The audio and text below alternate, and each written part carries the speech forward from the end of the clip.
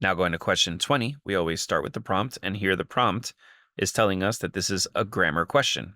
So let's start reading.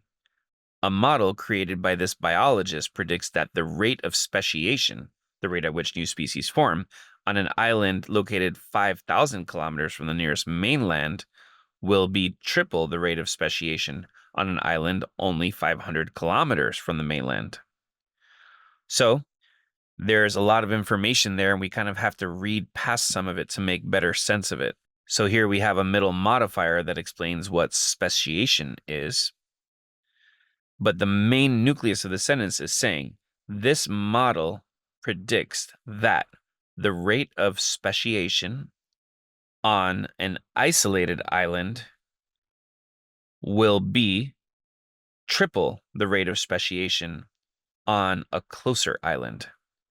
So that's the main gist of the sentence. The model predicts that the rate of speciation on an island that's 5,000 kilometers away would be triple the rate of speciation on an island that's closer. So now, to be might sound pretty good if we're kind of reading this incorrectly.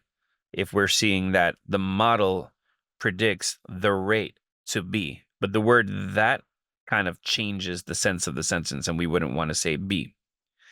Now, being, I don't really think sounds very possible to even read that in place and try to find a way where that would work. But there are two main reasons for inserting the words have, has, and had into a sentence. One is if there are two events at different moments in the past, the older one gets the word had. For instance, I was upset that we lost the game because we had practiced a lot. Now, this is optional if there's some other way that the sentence is telling us which one came first.